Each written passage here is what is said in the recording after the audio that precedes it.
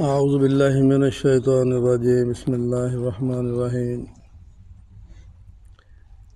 طبرانی شریف کی حدیث پاک پڑھی ہے برخوردار نے۔ اکرام مسلم اس کا عنوان ہے، اور ابو درداء رضی اللہ تعالیٰ عنہ روایت کرتے ہیں کہ رسول اللہ صلی اللہ علیہ وسلم نے ارشاد فرمایا، جو شخص کسی کو بدنام کرنے کے لیے اس میں ایسی برائی بیان کرے جو اس میں نہ ہو تو اللہ تعالیٰ اسے دوزخ کی آگ میں قید رکھے گا، یہاں تک کہ وہ اس برائی کو ثابت کرے، اور کیسے ثابت کر سکے گا۔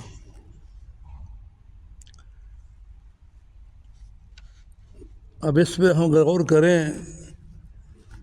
تو اللہ ماشاء اللہ کچھ ہوں گے جو کسی کی زبان سے کوئی دوسرا محفوظ ہوگا، وگرنہ اپنی زبان کے کیڑے دوسرے میں ڈالتے ہیں اور پھر وہ بیان کرتے ہیں۔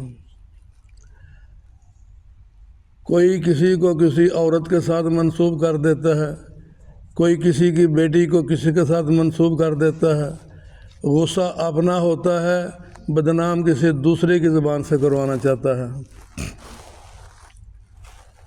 انداز بڑے ہیں، انداز بڑے میٹھے ہیں، اندر جو ہے نا بہت دل میں جو ہے نا وہ بغض، عناد، کینہ، حسد۔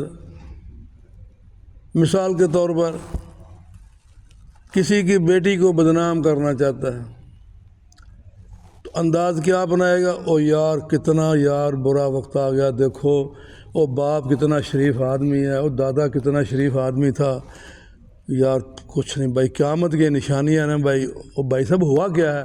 او یار ہونا کیا ہے یار، کیسے بتاؤں یار کیا ہونا کیا ہے؟ ڈرامائی انداز۔ او فلاں کی بیٹی گھر سے بھاگ گئی ہے، بتانا یہ چاہتا ہے، اور آگے پیچھے جو ہے نا یہ ٹکڑے لگا کے کہ مجھے جیسے اتنا دکھ ہوا کہ جیسے میری بیٹی بھاگ گئی ہے۔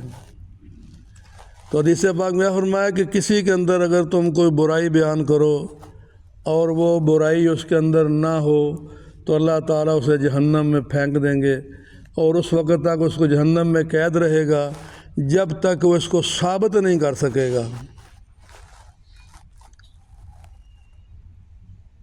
اور یہ سب دین سے دوری کا نتیجہ ہے۔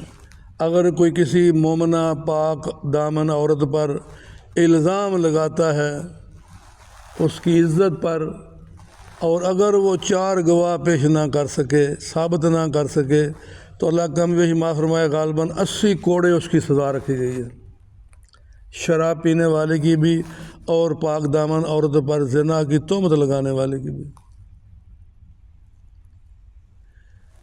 تو آج جس گھر میں دیکھو جو فیملیز اکٹھیاں ہوتی ہیں، جس کے ساتھ جھگڑا ہے اسی کے عیب بیان کرنے شروع کر دے گا۔ اگر کسی دوستوں میں ڈیروں میں بیٹھو تو کسی کی بات شروع ہو جائے گی تو وہ اس کی جناب ساری رات ہی بیت جائے گی، غیبت کرتے، چغلیاں کرتے۔ تو اللہ تعالیٰ کے ہاں کتنی پکڑ کی بات ہے کہ اگر وہ چیز اس میں نہیں ہے اور وہ برائی اس کے اندر وہ کہہ رہا ہے تو اللہ تعالیٰ اس کو جہنم کی آگ میں قید کر دیں گے۔ اس حدیث پاک کا مفہوم ہے نا، من صامت فنجا، جو چپ ہو گیا وہ بچ گیا۔ جب بھی بات کرو خیر کی بات کرو، اور اگر کسی میں 10 اچھائیاں ہیں 1 خامی ہے تو اس 1 کو چھپا جاؤ، ان 10 میں کسی اچھی بات کا ذکر کر دو۔ لیکن آج ہمارا یہ ہے کہ ہم ان 10 اچھی باتوں کو چھپا دیں گے، 1 کو لے کے ڈنڈورا پٹنا شروع کر دیں گے۔ عیسیٰ علیہ نبی علیہ السلام اپنے حواریوں کے ساتھ جا رہے تھے، آگے کتا مرا پڑا تھا، اس کا منہ کھلا ہوا تھا۔ حواریوں نے کہا وہ کتنی بو آ رہی ہے، وہ مرا پڑا کتا پہ ہے۔ عیسیٰ علیہ السلام فرماتے ہیں اس کے دانت کتنے سفید ہیں؟ حضرت دانت سفید ہوں یا کالے تو مرا پڑا ہے۔ فرمایا تم نے اس کی وہ بدبو کی بات کی ہے، برائی بیان کی ہے، مجھے اس کے یہ سفید دانت اچھے لگے ہیں، اس کی اچھائی اس میں جو ہے میں نے وہ بیان کی ہے۔ انہوں نے کہا بدبو آ رہی ہے، انہوں نے کہا کہ اس کے دانت بڑے سفید ہیں۔ یا تو خاموشی رہتی، اگر بات کیا تو اچھائی والی بات کیا۔ تو یہ تعلیمات ہیں اللہ کے نبیوں کی اور ان کے بعد ان کی اتباع کرنے والوں کی اور امت کے اولیاء کی۔ چھوٹی چھوٹی باتیں ہوتی ہیں لیکن وہ درس بڑا دیتی ہیں۔ جیسے بتاتے ہیں کہ ایک اللہ والے تھے، ان کو کسی نے کینچی دی تحفے میں، تو کہا بیٹا تیرے پاس سوئی نہیں ہے؟ جی سوئی بھی ہے۔ فرماتے ہیں مجھے پھر سوئی دے دے۔ کہتے ہیں کینچی سے کیا ہوتا ہے؟ فرماتے ہیں بھائی کینچی کا کام کاٹنا ہے، سوئی کا کام جوڑنا ہے۔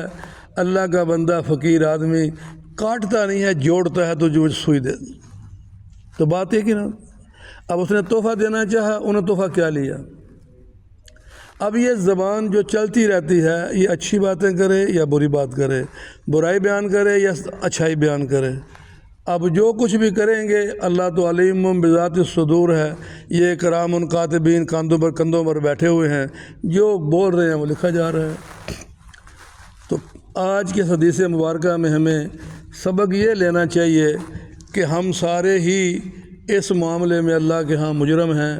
اللہ تعالی ہمارے اس گناہ کبیرہ کو معاف فرما دے، اللہ ہمیں توبہ کی توفیق عطا فرما دے، اور ضرور اپنے آپ کو ٹٹولیں کہ میں نے کس کس پر ناجائز تہمت لگاتا ہوں، کس پر ناجائز میں الزام لگاتا ہوں، کس کے بارے میں اس کو بدنام کرنے کے لیے کوشش کرتا ہوں۔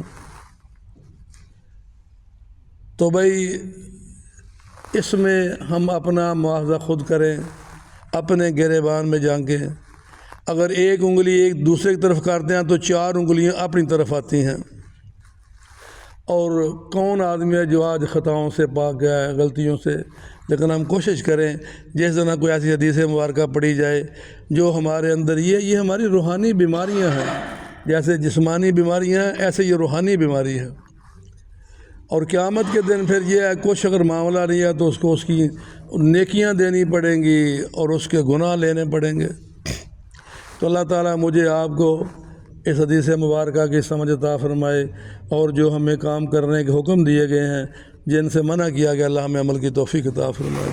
اللہم لک الحمد کما ینبغی لجلال وجہک وعظیم سلطانک، اللہم صلی علی محمد وعلی آل محمد کما صلیت علی ابراہیم وعلی آل ابراہیم انک حمید مجید، اللہم بارک علی محمد وعلی آل محمد کما بارکت علی ابراہیم وعلی آل ابراہیم انک حمید مجید، اللہم انی اسألک من خیر ما سألک منہ نبیک وعبدک ورسولک وحبیبک سیدنا محمد صلی اللہ تعالی علیہ وآلہ وسلم، ونعوذ بک من شر ما استعاذ منہ نبیک وعبدک ورسولک وحبیبک سیدنا محمد صلی اللہ تعالی علیہ وآلہ وسلم، انت المستعان وعلیک البلاغ ولا حول ولا قوة الا باللہ العلی العظیم، وسلام علی المرسلین والحمد للہ رب العالمین، لا الہ الا اللہ محمد رسول اللہ۔ جزاک اللہ خیر۔